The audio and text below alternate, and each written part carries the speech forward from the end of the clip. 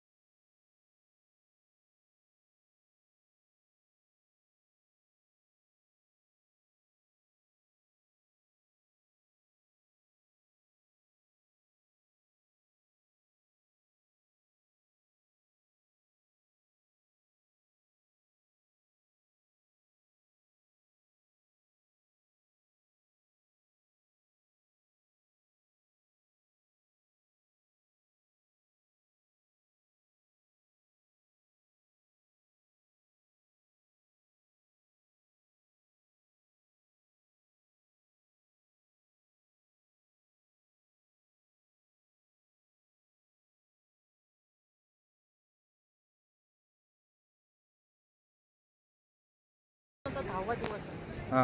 आज उपोषणाचा 10वा दिवस आहे। प्रशासनाचा एक पण माणूस आला नाही।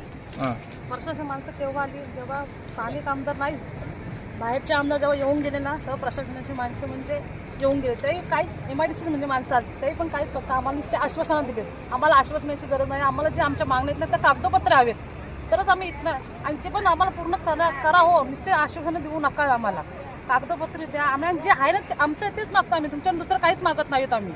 आणि जो आम्हाला तुम्ही भूखंड केला 15% बोलला तर 10 नंतर 10% तो भूखंड 10% पण नाही, 15% पण नाही, कुठलाच दिला नाही आम्हाला हा भूखंड। ते जर आज प्रशासनाने आपल्या मागण्या पूर्ण नाही केल्या तर आपल्या पुढचं पाऊल कशा प्रकारचं असणार? आम्ही इथं निघणारच नाही होत, मग आमचं काही झालं तरी चालेल। आणि आता एका स्त्रीची तुम्ही बघितली प्रकृती खराब झाली आहे, आता अजून कुणाची काय व्हायची असेल तर होते आम्हाला चालेल। तेव्हा तरी प्रशासनाने डोले उघडले ते उघडले, कुणाचा जीव जायचं असेल तर प्रशासनाला दिसत असेल ना तर तेव्हा डोले उघडले ते उघडले। आमच्या गावामध्ये जेव्हा काहीही म्हणजे प्रकल्प येतात, काही येतात, शेतकऱ्यांच्या भावनाचा किंवा त्यांचा विचार केला जाते। मागे ऊर्जा प्रकल्प आला तेव्हाही आमच्या बांधवांनी सगळ्यांनी 6 दिवस उपोषण केलं, तेव्हा पुढे प्रशासन आमच्या लोकांना भेटायला आलं। आता सुद्धा तेच परिस्थिती आहे की 2019ची मागणी आहे तिथपासून आहे, 6 वर्ष आमची लोक मागणी करतात। प्रत्येक MIDCचे अधिकारी एकही ढुंकून बघायला नाही। आता जेव्हा MIDCचे अधिकारी आलेले होते तेव्हा पण ते काय बोले, आता माझं ट्रान्सफर होऊन मी आता नवीन जॉईन झालोय, पण 3 महिन्यामध्ये तुला अभ्यास करायला पाहिजे होता ना, तू मीटिंग करायला येतोयस किंवा काही करायला येतोय, शेतकऱ्यांच्या भावनाचा तुम्ही विचार करते आणि 6 वर्ष तुम्हाला काहीच डिसिजन घेता आला नाही। एवढ्या की आमच्या जमिनी आमच्या ज्यांनी ज्या सांभाळल्यात, रक्त मांस एकत्र करून त्यांनी सांभाळलेल्या जोपासा जमिनी आम्ही कवडी मोल भावानी का द्याव्यात? आमच्या मुलाबाळांचा आमचा काहीच विचार नाहीये का? आमच्या मुलाबाळांचा पुढचा भविष्य नाहीये का? फक्त अधिकाऱ्यांनी आणि मंत्र्यांनीच मोठं व्हावं का? आमच्या मुलाबाळांचा भविष्याचा का विचार होत नाहीये? 10 दिवसापासून उपोषण चालू आहे, कुठल्या प्रशासकीय अधिकारी किंवा आमदारांनी जेव्हा बायकांनी तेव्हाही जलसमाधीचं आंदोलन हे केलं तेव्हा फक्त प्रांतांनी आणि MIDCचे अधिकारी तेव्हा तोंड दाखवायला आले, तेही त्यांच्या वाटाकडे आमच्या अखत्यारीत येत नाही। आम्ही 15 दिवसांनी मिटिंग म्हणजे 15 दिवस आमच्या माणसांनी उपोषणात न्यायचं किंवा तुम्ही हे काही करून आंदोलन सोडा म्हणजे आम्ही परत निर्धास्त मोकळे आमच्याप्रमाणे वागायला। खरं तर पहा, एक गोष्ट लक्षात घ्या, देशाला स्वतंत्र होऊन 75 वर्ष पूर्ण झाली, परंतु देश स्वतंत्र होऊन सुद्धा जर या देशातील शेतकऱ्यांवरती अशी अवस्था येत असेल तर खऱ्या अर्थाने देश स्वतंत्र झालाय का? हा सगळ्यात मोठा प्रश्न मला या ठिकाणी तरुण म्हणून वाटतो। आणि दुसरी गोष्ट, गेल्या रायगड ठाण्यामधली जर आपण परिस्थिती पाहिली, महाराष्ट्राची तर आहेच, परंतु रायगड ठाण्यामधली जर परिस्थिती आपण पाहिली तर इथे प्रकल्प येतात, शेतकऱ्यांकडून कवडी मोलाने जमिनी घेतात आणि त्या विविध पटीने विकण्याचा प्रयत्न ते वेळोवेळी करतात। शेतकरी भकास झाला तरी चालेल, परंतु शेतकऱ्याला न्याय या देशात या राज्यात मिळत नाही आणि रायगड ठाणा त्याला अपवाद नाही।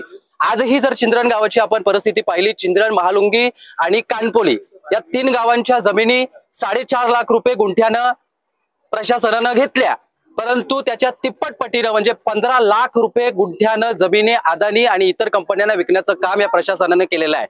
म्हणजे आम्ही मूर्ख आहोत का? शेतकरी इथला स्थानिक भूमिपुत्र जो आहे तो देशाचा विकास झाला पाहिजे, देश महत्वाचा आहे आणि राष्ट्रप्रथम ही भावना जर त्याच्या हृदयामध्ये असेल आणि तो आपल्या कवडी मोलानं जमिनी तुम्हाला देत असेल कारण देशाचा विकास झाला पाहिजे ही भावना जर आहे, तर तुम्ही तिप्पट पटीनं 4पट पटीनं जर जमिनी इतर कंपन्यांना विकता, मग शेतकऱ्याला नेस्तनाबूत करण्याचं ठरवलेलं आहे का आपण सरकारनं? प्रशासनानं आपण ह्या ठेका घेतलेला आहे का? मग जर शेतकरी आपल्या जमिनी आपल्याला देतोय तर शेतकऱ्याला विचारात घेतल्याशिवाय आपण कुठलीही कृती केली नाही पाहिजे. ही सगळ्यात भूमिका पहिल्यांदा या देशामध्ये या राज्यामध्ये मांडली गेली पाहिजे. शिवाजी महाराजांचं नाव एकीकडे आपण घेतो, शिवरायांचा जय जयकार एका बाजूला आपण सगळेजण करतो, पण शिवाजी महाराजांचं नाव एका बाजूला घ्यायचं, पण शेतकऱ्याच्या भाजीच्या देठाला देखील धक्का लागता कामा नये हे सांगणारे छत्रपती शिवाजी महाराजांनी त्यांचा विचार. परंतु या राज्यामध्ये या देशामध्ये काय चाललंय, शिवरायांचं नाव घ्यायचं पण शेतकऱ्याला बकाच करायचं. ही अवस्था, ही वास्तवता या देशात, या राज्यात किंबहुना या विभागामध्ये आहे. हे खपून घेतलं जाणार नाही. 10 दिवस झाले आंदोलनात उपोषणकर्ते करतायत.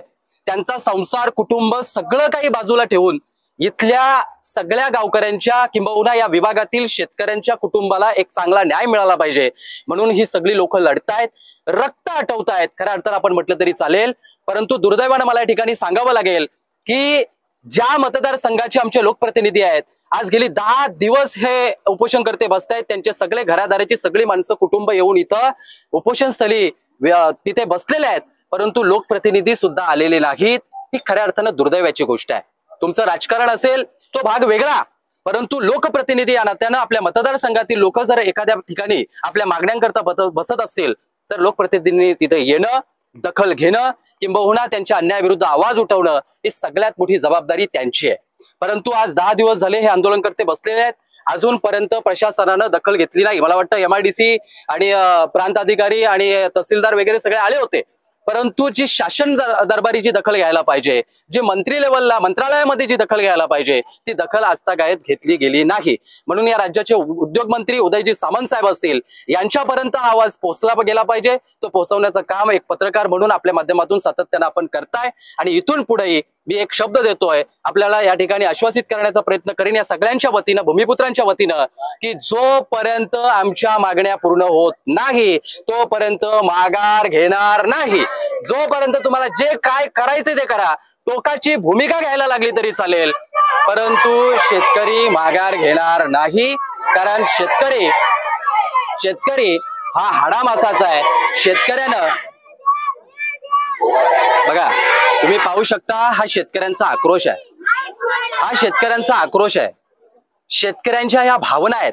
कारण शेतकऱ्यांनी स्वतःच्या पिकत्या जमिनी किंबहुना वडोलेपार्जित असणाऱ्या ज्या शिवरायांनी जमिनी सातबारे तुमच्या आमच्या नावे केले, ज्या आप्पासाहेब नारायण नागू पाटलांनी कुल कायदा इथं अस्तित्वात आणला आणि तेव्हा पुन्हा एकदा जमिनी तुमच्या आमच्या नावे झाल्या, आणि त्या जमिनी पुन्हा एकदा हे शासन प्रशासन जर कवडी मुलानं घेत असेल आणि आम्हाला भकास करायचं जर ठरवलं असेल तर हे मान्य करणार नाही. इथं न्याय आम्हाला मिळाला पाहिजे. आमच्या ज्या मागण्या आहेत त्या पूर्ण केल्याशिवाय आम्ही शांत बसणार नाही. इथं रोजगार आमचा असेल, इथं होणाऱ्या नोकऱ्या आमच्या असतील, इथं होणाऱ्या जमिनींमध्ये किती त्या जमिनीला भाव द्यायचा तो शेतकरी ठरवेल. कारण जमिनीचे मालक आम्ही आहोत आणि म्हणून आम्ही ठरवणार आहोत हा विश्वास आहे. तुमचा प्रत्येक इव्हेंट आता थेट लाईव्ह यूट्यूब आणि फेसबुकवर आदर्श लाईव्ह न्यूजला संपर्क करा आणि तुमचा कार्यक्रम पोहोचवा हजारो लोकांपर्यंत. संपर्क अक्षय कांबळे 96 19 88 00 95 आणि 96 53 11 95 23.